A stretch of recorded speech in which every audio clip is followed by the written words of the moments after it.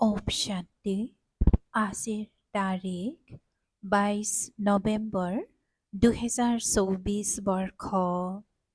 প্ৰাতঃ মুৰলী বাপদাদা মধুবন। আজিৰ পিতাৰ অমৃতবাণী হৈছে, মৰমৰ সন্তানসকল, পিতাৰ শ্ৰীমতত চলা মানে পিতাৰ প্ৰতি সন্মান প্ৰদৰ্শন কৰা। নিজৰ মতত চলাসকলে অসন্মান কৰে। আৰু আজিৰ প্ৰশ্ন, গৃহস্থালীত থকা সকলক বাবাই কোনটো এটা কথাত বাধা নিদিয়ে, কিন্তু এটা নিৰ্দেশনা দিয়ে, সেয়া কি হয়?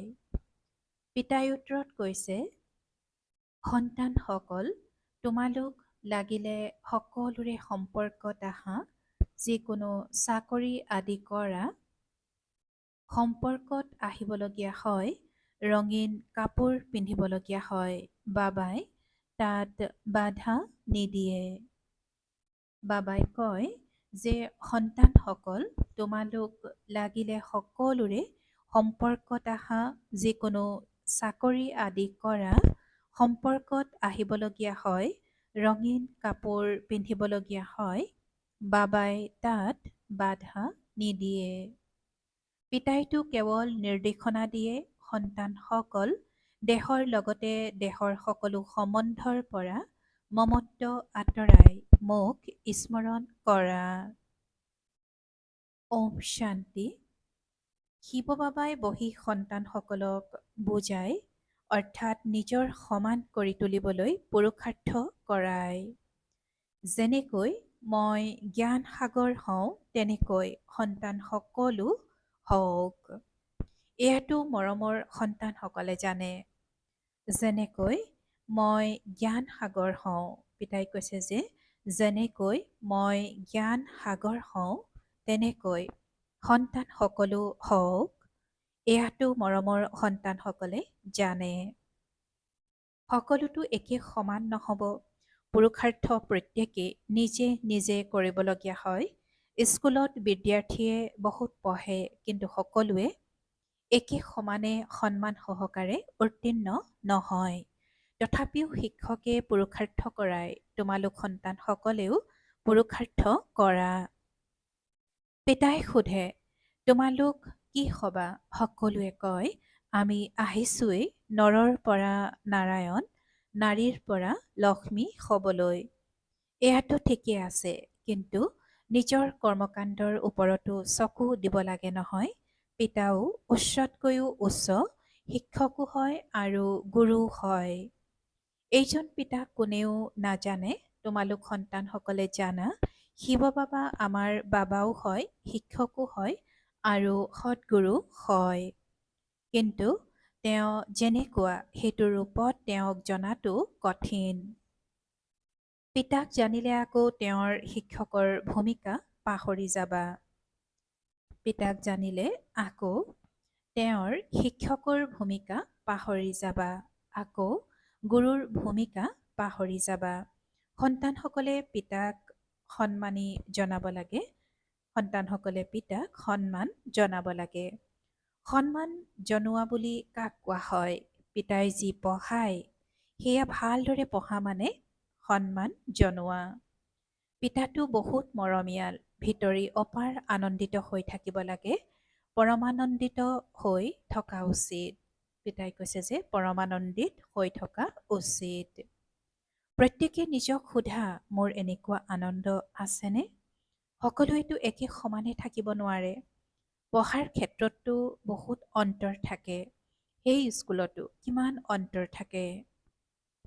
সেয়াতো গতানুগতিক শিক্ষকে পঢ়ায়। পিতাই কৈছে যে সেয়াতো গতানুগতিক শিক্ষকে পঢ়ায়।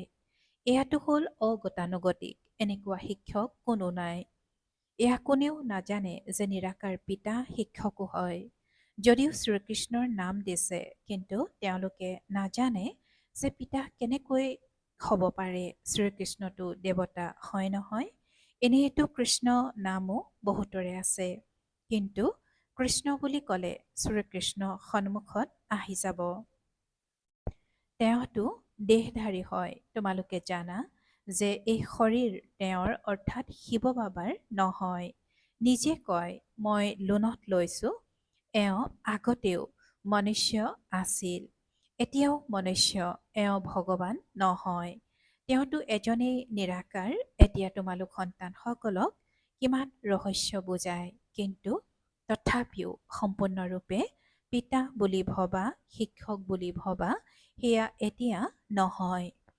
বাৰে বাৰে পাহৰি যোৱা, দেহধাৰীৰ ফালে বুদ্ধি গুচি যায়। সম্পূৰ্ণৰূপে পিতা, শিক্ষক আৰু সদ্গুৰু হয়, এইটো নিশ্চয়তা এতিয়া বুদ্ধিত নাই। এতিয়াতো পাহৰি যোৱা, বিদ্যাৰ্থীয়ে কেতিয়াবা শিক্ষকক পাহৰে জানো? পিতাই সুধিছে যে বিদ্যাৰ্থীয়ে কেতিয়াবা শিক্ষকক পাহৰে জানো? বিদ্যাৰ্থীৰ নিবাসত যিসকল থাকে তেওঁলোকেতো কেতিয়াও নাপাহৰে। যিসকল বিদ্যাৰ্থীৰ নিবাসত থাকে তেওঁলোকৰ এইটো নিশ্চয়তা থাকে নহয়। ইয়াততো সেইটো দৃঢ় নিশ্চয়তা নাই। পুৰুষাৰ্থৰ ক্ৰম অনুসৰি বিদ্যাৰ্থী নিবাসত থাকে, সেয়েহে যদিও বিদ্যাৰ্থী, কিন্তু এইটো দৃঢ় নিশ্চয়তা নাই। সকলোৱে জানে নিজৰ নিজৰ পুৰুষাৰ্থ অনুসৰি পদ লৈ আছে। সেই পঢ়াতটো তথাপিও কোনোবা বেৰিষ্টাৰ হয়, ইঞ্জিনিয়াৰ হয়, ডাক্তৰ হয়। ইয়াততো তোমালোক বিশ্বৰ মালিক হৈ আছা। সেয়েহে এনেকুৱা সন্তানৰ বুদ্ধি কেনেকুৱা হোৱা উচিত, চাল চলন বাৰ্তালাপ কিমান ভাল হোৱা উচিত। পিতাই বুজাইছে, সন্তানসকল তোমালোকে কেতিয়াও কান্দিব নালাগে। তোমালোক বিশ্বৰ মালিক হোৱা, দুখ পিয়াত বিলাপ কৰিব নালাগে। দুখ পিয়াত বিলাপ কৰা এয়া হ'ল আটাইতকৈ বেছিকৈ কান্দা। পিতাই কয় যিয়ে কান্দে তেওঁ হেৰুৱাই, বিশ্বৰ উচ্চতকৈও উচ্চ বাদশ্বাহী হেৰুৱাই বহি যায়। তোমালোকে কোৱা আমি নৰৰ পৰা নাৰায়ণ হ'বলৈ আহিছোঁ, কিন্তু সেই চলন ক'ত? পুৰুষাৰ্থৰ ক্ৰমানুসৰি সকলোৱে পুৰুষাৰ্থ কৰি আছে। কোনোৱেতো ভালদৰে উত্তীৰ্ণ হৈ জলপানী লৈ লয়, কোনোবা অনুত্তীৰ্ণ হৈ যায়, ক্ৰমানুসৰিতো হয়। তোমালোকৰ ভিতৰতো কোনোৱে পঢ়ে, কোনোৱে নপঢ়ে। যেনেকৈ গাঁওবাসীয়ে পঢ়িবলৈ ভাল নাপায়, ঘাঁহ কাটিবলৈ কোৱা তেতিয়া আনন্দ মনেৰে যাব। সেয়া স্বতন্ত্ৰ জীৱন বুলি ভাবে, পঢ়াক বন্ধন বুলি ভাবে। এনেকুৱাও বহুত আছে। ধনৱানৰ ভিতৰত জমিদাৰ লোকো কম নহয়, নিজকে স্বাধীন বহুত আনন্দত আছে বুলি ভাবে। চাকৰি নামটো নাই নহয়, অফিচ আদিততো মনুষ্যই চাকৰি কৰে নহয়। এতিয়া তোমালোক সন্তানসকল বিশ্বৰ মালিক কৰি তুলিবলৈ পঢ়ায়। এতিয়া তোমালোক সন্তানসকলক বিশ্বৰ মালিক কৰি তুলিবলৈ পঢ়ায়, চাকৰিৰ বাবে নহয়। বহুত উচ্চ পঢ়া হয়। তোমালোকতো বিশ্বৰ মালিক হোৱা, তোমালোকতো বিশ্বৰ মালিক, একেবাৰে স্বতন্ত্ৰ হৈ যোৱা। কিমান সহজ কথা। এইবিধেই পঢ়া যাৰ দ্বাৰা তোমালোক ইমান উচ্চ মহাৰজা মহাৰাণী হৈ যোৱা। সেয়াও পবিত্ৰ। তোমালোকেতো কোৱা যি ধৰ্মৰেই নোহোৱা আহি পঢ়ক, বুজি পাব এই পঢ়াটো বহুত উচ্চ। বিশ্বৰ মালিক হৈ যোৱা, এয়াতো পিতাই পঢ়ায়। এতিয়া তোমালোকৰ বুদ্ধি কিমান বিশাল হৈ গৈছে। পুৰুষাৰ্থৰ ক্ৰম অনুসৰি সদৰ বুদ্ধিৰ পৰা বেসদ বুদ্ধিত আহিছা। কিমান আনন্দ থাকে আমি সকলোৱে আনকো বিশ্বৰ মালিক কৰি তোলো। বাস্তৱতে চাকৰিটো তাতো থাকে। দাস দাসী চাকৰি আদি নালাগে জানো? অশিক্ষিতসকলে শিক্ষিতসকলৰ আগত মূৰ দোৱাব। সেইবাবে পিতাই কয় ভালদৰে পঢ়া, তেতিয়া তোমালোক এনেকুৱা হ'ব পাৰিবা। তোমালোকে কোৱাও আমি এনেকুৱা হ'ম, কিন্তু নপঢ়িলে তেতিয়া কি হবা? নপঢ়িলে তেতিয়া পিতাক ইমান শ্ৰদ্ধাৰে স্মৰণ নকৰে। পিতাই কয় যিমানেই তোমালোকে স্মৰণ কৰিবা, সিমানেই তোমালোকৰ বিকৰ্ম বিনাশ হ'ব। সন্তানসকলে কয় বাবা আপুনি যেনেকৈ চলাব, পিতায়ো এওঁৰ অৰ্থাৎ ব্ৰহ্মাৰ দ্বাৰাহে মত দিব নহয়। কিন্তু এওঁৰ মতো নলয়, তথাপিও পুৰণি দুৰৱস্থাত থকা মনুষ্যৰ মতেতো চলে। পিতাই কৈছে যে সন্তানসকলে কয় বাবা আপুনি যেনেকৈ চলাব, পিতায়ো অৰ্থাৎ এওঁৰ ব্ৰহ্মাৰ দ্বাৰাহে মত দিব নহয়। কিন্তু এওঁৰ মতো নলয়, তথাপিও পুৰণি দুৰৱস্থাত থকা মনুষ্যৰ মততেই চলে। দেখাও পায় শিৱ বাবাই এই ৰথৰ দ্বাৰা মত দিয়ে, তথাপি নিজৰ মতত চলে। যাক পাই পইচাৰ কৰিৰ তুল্য মত বুলি কোৱা হয়, সেই মতত চলে। ৰাৱণৰ মতত চলি চলি তোমালোকে এই সময়ত কৰিতুল্য হৈ গৈছা। এতিয়া ৰাম শিৱ বাবাই মত দিয়ে, নিশ্চয়তাতে বিজয় হয়। এই ক্ষেত্ৰত কেতিয়াও লোকচান নহয়। লোকচানকো পিতাই লাভলৈ সলনি কৰি দিব। কিন্তু নিশ্চয় বুদ্ধিৰ হ'ব লাগে। সংশয় বুদ্ধিৰ সকল ভিতৰি স্বাকৰুদ্ধ হৈ থাকিব। পিতাই কৈছে যে নিশ্চয় বুদ্ধিৰ হ'ব লাগে আৰু সংশয় বুদ্ধিৰ সকল ভিতৰি স্বাকৰুদ্ধ হৈ থাকিব। নিশ্চয় বুদ্ধিৰ সকলৰ কেতিয়াও স্বাকৰুদ্ধ নহয়, তেওঁলোকৰ কেতিয়াও লোকচান হ'ব নোৱাৰে। পিতাই নিজেই প্ৰতিশ্ৰুতি দিয়ে, শ্ৰীমতত চলিলে কেতিয়াও অকল্যাণ হ'ব নোৱাৰে। মনুষ্য মতক দেহধাৰীৰ মত বুলি কোৱা হয়। ইয়াততো হয়ে মনুষ্যৰ মত। গোৱাও হয় মনুষ্য মত, ঈশ্বৰীয় মত আৰু দৈবী মত। এতিয়া তোমালোকে ঈশ্বৰীয় মত পোৱা, যাৰ আধাৰত তোমালোক মনুষ্যৰ পৰা দেৱতা হোৱা। পাছত তাততো স্বৰ্গত তোমালোকে সুখেই পোৱা, কোনো দুখৰ কথা নাই। সেয়াও স্থায়ী সুখ। এই সময়ত তোমালোকে এইটো অনুভূতি কৰিব লাগে। এতিয়া এয়া হ'ল পুৰুষোত্তম সংগম যুগ, যি সময়ত শ্ৰীমত পোৱা যায়। পিতাই কয়, মই কল্পই কল্পই সংগম যুগত আহোঁ, সেয়া তোমালোকে জানা। তেওঁৰ মতত তোমালোকে চলা। পিতাই কয়, সন্তানসকল, গৃহস্থালীত অৱশ্যে থাকা পোচাক আদি সলনি কৰিবলৈ তোমালোকক কোনে কয়? যিকোনো পোচাকেই পিন্ধা, বহুতৰ সম্পৰ্কত আহিবলগীয়া হয়। ৰঙীন পোচাক পিন্ধাত কোনেও মানা নকৰে। যিকোনো পোচাক পিন্ধা, ইয়াৰ লগত কোনো সম্পৰ্ক নাই। পিতাই কয়, দেহ সহিত দেহৰ সকলো সম্বন্ধ ত্যাগ কৰা। বাকী সকলো পিন্ধা, কেৱল নিজক আত্মা বুলি বুজি পিতাক স্মৰণ কৰা। এইটো দৃঢ় নিশ্চয় কৰা, এয়াও জানা। আত্মাই পতিত আৰু পাৱন হয়। মহাত্মাকো মহান আত্মা বুলি কোৱা হয়, মহান পৰমাত্মা বুলি নকয়। তেনেকৈ ক'লেও শোভা নাপায়। বুজাবলৈ কিমান ভাল বিষয়। সদ্গুৰু সকলোৰে সদ্গতি দেউতাটো এজনেই পিতা। তাত কেতিয়াও অকাল মৃত্যু নহয়। এতিয়া তোমালোক সন্তানসকলে বুজিছা, বাবাই আমাক পুনৰ এনেকুৱা দেৱতা কৰি গঢ়ি তোলে। আগতে এয়া বুদ্ধিত নাছিল, কল্পৰ আয়ুস কিমান এয়াও জনা নাছিল। পিতাই কৈছে যে আগতে এয়া বুদ্ধিত নাছিল, কল্পৰ আয়ুস কিমান এয়াও জনা নাছিলা।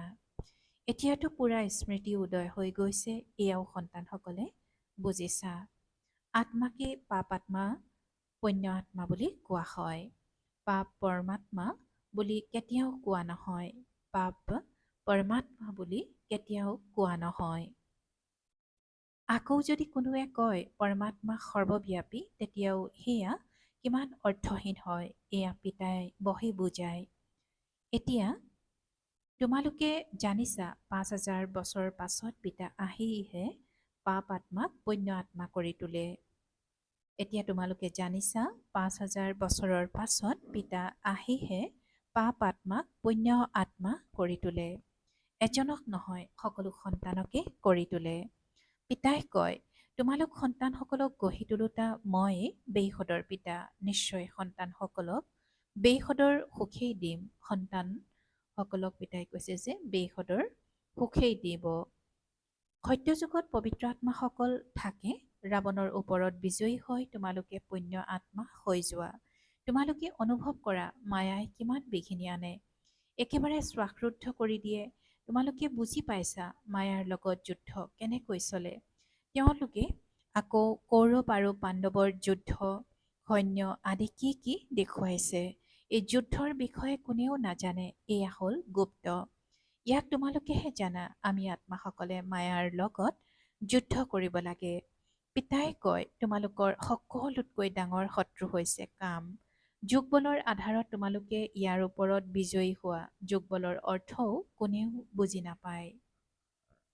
যিসকল শতুপ্ৰধান আছিল, তেওঁলোকেই তমোপ্ৰধান হয়।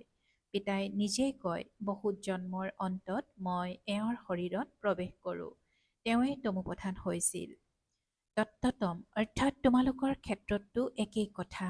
বাবাই জানো এজনক ক'ব, ক্ৰমানুসৰি সকলোকে কয়, ক্ৰমানুসৰি কোন কোন হয় ইয়াত তোমালোকে গম পোৱা। আগলৈ তোমালোকে বহুত গম পাবা। তোমালোকক মালাৰ সাক্ষাৎকাৰ কৰাব। স্কুলত যেতিয়া এটা শ্ৰেণীৰ পৰা আনটো শ্ৰেণীলৈ স্থানান্তৰ হয় তেতিয়া সকলো গম পোৱা যায়, ফলাফল ওলাই যায়। বাবাই এটি কন্যাক সুধিলে, তোমাৰ পৰীক্ষাৰ কাকত ক'ৰ পৰা আহে? কন্যাটিয়ে ক'লে, লণ্ডনৰ পৰা। এতিয়া তোমালোকৰ কাকত ক'ৰ পৰা আহিব? ওপৰৰ পৰা। তোমালোকৰ কাকত ওপৰৰ পৰা আহিব। সকলোৱে সাক্ষাৎকাৰ কৰিব। এনেকুৱা আচৰিত পঢ়া। কোনে পঢ়ায় কোনেও নাজানে। শ্ৰীকৃষ্ণ ভগৱানুবাস বুলি কৈ দিয়ে, পঢ়াত সকলো ক্ৰমানুসৰি হয়, সেয়েহে আনন্দও ক্ৰমানুসৰি হ'ব। এনেকৈ যি গায়ন আছে যে অতীন্দ্ৰিয় সুখৰ বিষয়ে গোপ গোপিনীক সোধা, এয়া শেষৰ ফালৰ কথা। পিতাই বুজাইছে, যদিও বাবাই জানে এই সন্তানটিৰ কেতিয়াও অৱনতি নহয়, তথাপিও কোনেও ক'ব নোৱাৰে কি হ'ব। পঢ়া নপঢ়ে ভাগ্যত নাই। যদি তেওঁলোকক কোৱা হয় যে সেইখন জগতলৈ গৈ নিজৰ ঘৰ সংসাৰ কৰাগৈ, তেতিয়া তৎক্ষণাৎ গুচি যাব। ক'ৰ পৰা ওলাই ক'লৈ গুচি যায়। তেওঁলোকৰ চলন কথা কামেই এনেকুৱা। তেওঁলোকে ভাবে যদি ইমান পাই যাওঁ তেতিয়া আমি গৈ বেলেগে থাকিম। চলনৰ পৰা বুজি পোৱা যায় ইয়াৰ অৰ্থ হৈছে নিশ্চয়তা নাই, নিৰুপায় অৱস্থাত বহি আছে। বহুত আছে যিসকলে জ্ঞানৰ গটো নাজানে, কেতিয়াও নবহে, মায়াই পঢ়িবলৈ নিদিয়ে। এনেকুৱা সকলো সেৱা কেন্দ্ৰত আছে, কেতিয়াও পঢ়িবলৈ নাহে। আচৰিত নহয় জানো, কিমান উচ্চ জ্ঞান ভগৱানে পঢ়ায়। যদি বাবাই কয় এইটো কাম নকৰিবা, নামানিবা, নিশ্চয় ওলোটা কাম কৰি দেখুৱাব। ৰাজধানী স্থাপনা হৈ আছে, তাতো সকলো প্ৰকাৰৰ প্ৰয়োজন হয় নহয়। ওপৰৰ পৰা তললৈ সকলো হয়, পদবীৰ পাৰ্থক্য থাকে নহয়। ইয়াতো পদবী ক্ৰমানুসৰি হয়, কেৱল পাৰ্থক্য কি? তাত আয়ুস বেছি আৰু সুখ থাকে, ইয়াত আয়ুস কম আৰু দুখ হয়। সন্তানসকলৰ বুদ্ধিত এই আচৰিত কথাবোৰ আছে। কেনেকৈ এইখন নাটক ৰচি থোৱা আছে, পাছত কল্পই কল্পই আমি সেই ভূমিকাই পালন কৰিম। কল্পই কল্পই পিতাই কৈছে যে সেই ভূমিকাই পালন কৰি থাকোঁ। পিতাই আজি স্বৰ্গৰ কথা কৈছে যে তাত সুখ, তাত আয়ুস বেছি আৰু সুখ থাকে, আৰু ইয়াত আয়ুস কম আৰু দুখ হয়। সন্তানসকলৰ বুদ্ধিত এই আচৰিত কথাবোৰ আছে। কেনেকৈ এইখন নাটক ৰচি থোৱা আছে, পাছত কল্পই কল্পই আমি সেই ভূমিকাই পালন কৰিম আৰু কল্পই কল্পই সেই ভূমিকা পালন কৰি থাকোঁ। ইমান সূক্ষ্ম আত্মাত কিমান ভূমিকা ভৰি আছে, সেয়াই চেহেৰা, সেয়াই কৰ্মকাণ্ড। এই সৃষ্টি চক্ৰ ঘূৰিয়েই থাকে, যি ৰচি থোৱা আছে সেয়াই চলি আছে। এই চক্ৰ আকৌ পুনৰাবৃত্তি হ'ব। শতোপ্ৰধান শতো ৰজু তমোত আহিব। এই ক্ষেত্ৰত বিভ্ৰান্ত হোৱাৰ কথা নাই। বাৰু নিজক আত্মা বুলি বুজানে? পিতাই সুধিছে যে নিজক আত্মা বুলি বুজানে? আত্মাৰ পিতা শিৱ বাবা, এয়াতো বুজিছা নহয়? আত্মাৰ পিতা শিৱ বাবা, এয়াতো বুজিছা নহয়? যিসকল শতোপ্ৰধান তেওঁলোকে পুনৰ তমোপ্ৰধান হয়, আকৌ পিতাক স্মৰণ কৰা, তেতিয়া শতোপ্ৰধান হৈ যাবা। এয়াতো ভাল কথা নহয় জানো? বছ ইয়ালৈকে বুজাই দিব লাগে। তেওঁলোকক কোৱা, বেসদৰ পিতাই এয়া স্বৰ্গৰ উত্তৰাধিকাৰ দিয়ে, তেওঁৱেই পতিত পাৱন, পিতাই জ্ঞান দিয়ে, ইয়াত শাস্ত্ৰ আদিৰতো কথাই নাই। শাস্ত্ৰ আৰম্ভণিতে ক'ৰ পৰা আহিব? এয়াতো যেতিয়া বহুত মনুষ্য হৈ যায়, তেতিয়া পাছত বহি শাস্ত্ৰ লিখে। সত্য যুগত শাস্ত্ৰ নাথাকে, পৰম্পৰা বুলিতো কোনো বস্তু নাথাকে। নাম ৰূপ সলনি হৈ যাব। বাৰু অতি মৰমৰ কল্পৰ পাছত পুনৰাই মিলিত হোৱা সন্তানসকলৰ প্ৰতি মাতা পিতা বাপ দাদাৰ স্নেহপূৰ্ণ স্মৰণ আৰু সুপ্ৰভাত। আত্মিক পিতাৰ আত্মিক সন্তানসকলক নমস্কাৰ, আৰু আত্মিক সন্তানসকলৰ আত্মিক মাত পিতা আৰু বাপ দাদাৰ প্ৰতি স্নেহপূৰ্ণ স্মৰণ আৰু সুপ্ৰভাত আৰু নমস্কাৰ নমস্কাৰ নমস্কাৰ। আৰু আজিৰ ধাৰণাৰ বাবে মুখ্য সাৰ প্ৰথমতে কেতিয়াও দুখ পিয়াত বিলাপ কৰিব নালাগে। কেতিয়াও দুখ পিয়াত বিলাপ কৰিব নালাগে। বুদ্ধিত ৰাখিব লাগে যে আমি বিশ্বৰ মালিক হ'মগৈ। আমাৰ চলন বাৰ্তালাপ বহুত ভাল হ'ব লাগে। কেতিয়াও কান্দিব নালাগে। দ্বিতীয়তে, নিশ্চয় বুদ্ধিৰ হৈ এজন পিতাৰ মতত চলি থাকিব লাগে। কেতিয়াও বিভ্ৰান্ত বা শ্বাসৰুদ্ধ হ'ব নালাগে। নিশ্চয়তাতেই বিজয়, সিবাবে নিজৰ পাই পইচাৰ তুল্য মত চলাব নালাগে। আৰু আজিৰ বৰদান, যিকোনো পৰিস্থিতিত জ্যোতিষ চিহ্ন লগাই নিজক পৰিৱৰ্তন কৰোঁতা সকলোৰে আশীৰ্বাদৰ পাত্ৰ হোৱা। যিকোনো পৰিস্থিতিত জ্যোতি চিহ্ন লগাই নিজক পৰিৱৰ্তন কৰোঁতা সকলোৰে আশীৰ্বাদৰ পাত্ৰ হোৱা।